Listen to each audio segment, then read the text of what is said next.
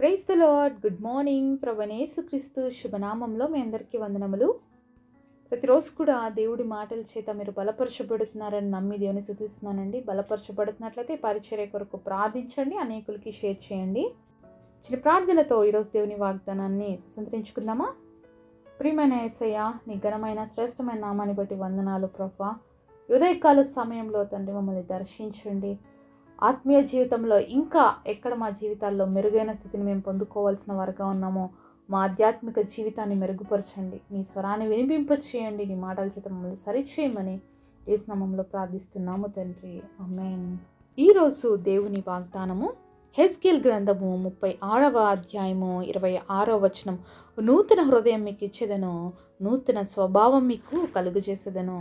Ezekiel chapter 36 verse 26, a new heart also will I give you, and a new spirit will I put within you. దేవుడు ఇచ్చినటువంటి అద్భుతమైన వాగ్దానం మనందరి జీవితంలో నెరవేర్చబడును గాక, ఆమేన్. మరి నూతన సంవత్సరంలోకి వచ్చేసాము. డేస్ మారుతూ ఉన్నాయి కదండి. క్యాలెండర్లో ప్రతిరోజు డేట్ మారిపోతూనే ఉంది కదా. 1 జనవరి చూసాం, అలానే లేదు కదా, రోజు డేట్ అయితే చేంజ్ అయిపోతూ ఉంది. మరి అన్నీ చేంజ్ అయిపోతున్నాయండి, పరిస్థితులు చేంజ్ అయిపోతుంటాయి, అలాగే మరి డేట్స్ చేంజ్ అయిపోతుంటాయి, డేస్ చేంజ్ అయిపోతుంటాయి, అంతే కదా. మరి అన్నీ చేంజ్ అవుతున్నాయి, కానీ మన హృదయం చేంజ్ అయిందా? మరి 31st నైట్కి ఉన్న ఆ యొక్క ఉత్సాహం, ఆ జోష్ ఇంకా ఉందా, లేకపోతే చల్లారిపోయిందా? 31st ఉన్న నైట్లో ఉన్నటువంటి ఆ యొక్క మరి ఎంతో సంతోషం కదా. 23 అయిపోతుంది, 24లోకి వచ్చేస్తున్నామని చాలా హ్యాపీగా ఫీల్ అయ్యాము అందరము. అలాగే వచ్చేసాము కూడా, ఆల్రెడీ డేస్ గడిచిపోతున్నాయి. మరి ఆ రోజు నా సంతోషము ఈరోజు మీ హృదయంలో ఉందా? ఆ రోజు ఎన్నో తీర్మానాలు దేవుడి సన్నిధిలో తీసుకున్నాము, ఇలా ఉంటాము అలా ఉంటాము అని. అలాగే ఉన్నామా? లేకపోతే మళ్ళీ వదిలిపెట్టిన పాపాలు, విడిచిపెట్టిన పాపపు స్థితిని మళ్ళీ క్యారీ చేసుకొని మళ్ళీ అదే అంటించుకొని అలాగే ముందుకు సాగుతూ ఉన్నామా? సంవత్సరాలకు కాదండి కొత్తదనం రావాల్సింది, మన హృదయానికి కొత్తదనం రావాలి, అంతే కదండి. ఎట్లయినా 365 డేస్ అయిన తర్వాత ఖచ్చితంగా ఇయర్ అయితే మారిపోతూనే ఉంటుంది. మరి మన హృదయ పరిస్థితి ఏంటి? ఈ హృదయం ఎప్పుడు మారాలి? ప్రతిరోజు నూతనత్వాన్ని పొందుకోవాలండి. ఎందుకు తెలుసా? దేవుడికి ప్రతిరోజు మన పట్ల నూతనమైన వాత్సల్యత పుట్టుచున్నది అని దేవుడి వాక్యం సెలవిస్తుంది. మరి మన హృదయం కూడా ప్రతిరోజు నూతన పరచబడాలి అండి. ప్రతిరోజు మన హృదయంలో కలుగుతున్నటువంటి పాపాన్ని, మరి ఏమైతే ఎంటర్ అవుతున్నాయో ఆ పాపాలన్నింటినీ కూడా ప్రతిరోజు దేవుడి దగ్గర ఒప్పుకోవాలి, విడిచిపెట్టాలి, పరిశుద్ధంగా మనము జీవించాలి. మరి నూతన హృదయాన్ని దేవుడు మీకు ఇస్తాను అని ప్రామిస్ చేశాడండి. అలాగే నూతన స్వభావాన్ని కూడా మనకి కలుగజేస్తాను అని అంటున్నాడు. ఈరోజు మన హృదయం ఏ విధంగా ఉంది, మన స్వభావం ఏ విధంగా ఉంది? మరి హృదయము, స్వభావము 2 పరిస్థితులు ఇక్కడ చూస్తూ ఉన్నాము. ఒకటి నూతన హృదయము, ఇంకొకటి నూతన స్వభావము. మరి నీ మాటలు, నీ పలుకులు, నీ చేష్టలు ఇవన్నీ కూడా ఎలా ఉన్నాయి? 23లో ఎలా ఉన్నాయి, 24లో కూడా అలానే ఉన్నాయా? 23లో అందరి మీద కోపపడి విసికించి వేసారించి అందరికీ నువ్వు అంటేనే భయం పుట్టేటట్లుగా చేసావేమో. మరి ఒక న్యూ ఇయర్ రోజున ఒక తీర్మానం తీసుకున్నావేమో, అప్పటి నుంచి నువ్వు మారిపోయావా? మరి నీ మాటలు చూసినప్పుడు అందరూ ఆశ్చర్యపడుతున్నారా? నువ్వు విధేయత కలిగి జీవించడం చూసేసి మీ ఇంట్లో వాళ్ళందరూ ఆశ్చర్యానికి గురవుతున్నారా? స్వభావం మారాలన్నమాట. స్వభావం మారితేనే మన జీవితం మారినట్లు అర్థం. స్వభావం మారితేనే మనలో నిజమైన నూతనత్వం కలిగినట్లు. ఒక వ్యక్తి అండి పంది పిల్లని తెచ్చుకొని పెంచుకుంటున్నాడంట. అతనికి పంది పిల్లని పెంచుకోవాలని ఆశ ఉన్నందుకు.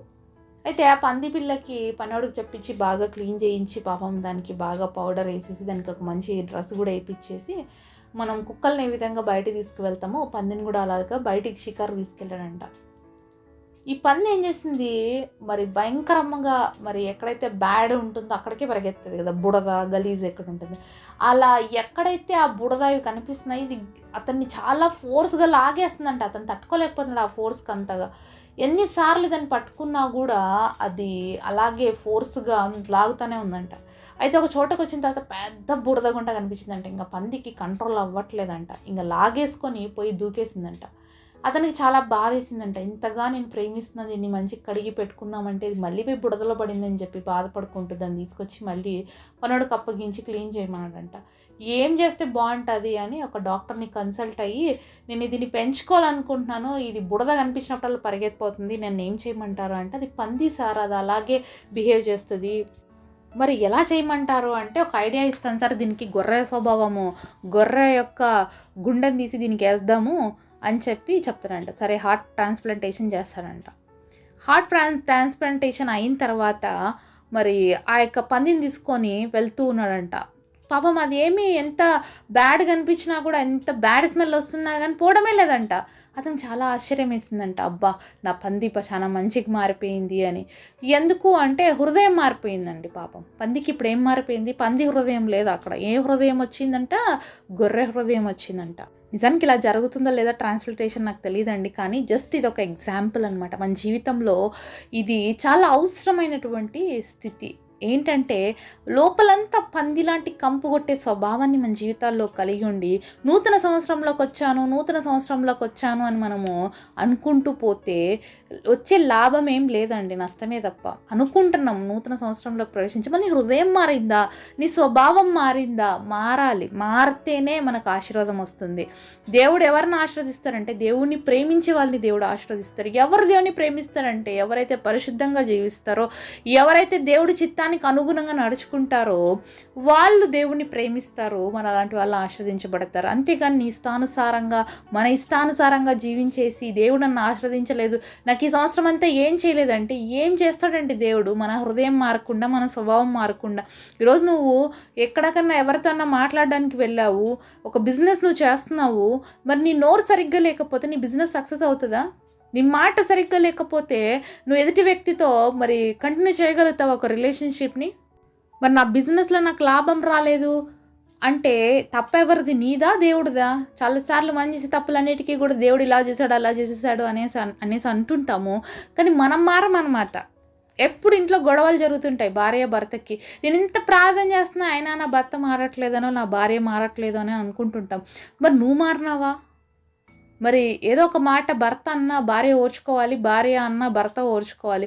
అలా ఓర్పు లేని స్వభావము లేకోకుండా ఎంత ప్రార్థన చేస్తున్నాను అయినా మా ఇంట్లో గొడవలు ఆపుకోవడం లేదు అంటే మనం నోరు ముయ్యట్లేదు. దానివల్లనే స్వభావం మారలేదన్నమాట. ప్రార్థన చేస్తున్నాం కానీ స్వభావం మారట్లేదు. సేమ్ అదే పందిలాగే. పంది బుడద కనిపిస్తే ఎలా వెళ్ళిపోతుందో మనకు కూడా ఒక మాట అంటే మన అహం, మనకులో ఉన్న ఈగో ఇవన్నీ కూడా ఏమైతుంటే రేజ్ అయిపోతాయి అనమాట. కంట్రోల్ కాదు, కోపం వచ్చేస్తుంది. మనం స్టార్ట్ చేసేస్తాం మాట్లాడడం, అవతల వ్యక్తి స్టార్ట్ చేస్తారు. దానివల్ల ఇంట్లో ఏమైపోతుంది, మనశ్శాంతిని కోల్పోతాం, గొడవలు స్టార్ట్ అయిపోతాయి. న్యూ ఇయర్లోకి వచ్చినాం కదా, 31st నైట్ అంతా ప్రేయర్ చేసినాం కదా అంటే స్వభావం ఎక్కడ మారింది? నీ కుటుంబంలో శాంతి రావడానికి నీ స్వభావము ఎక్కడైనా మార్పు కలిగిందా? గొర్రెలాంటి స్వభావం ధరించుకున్నావా? అది ఆ యొక్క పందికి ట్రాన్స్ప్లాంటేషన్ చేసేస్తే పాపం గొర్రె స్వభావం వచ్చిన తర్వాత అది ఎంత గబ్బు వాసన వస్తున్నా కూడా ఆ బుడదలోకి అయితే అది పోలేదండి, ఎందుకంటే తన స్వభావం మారిపోయింది.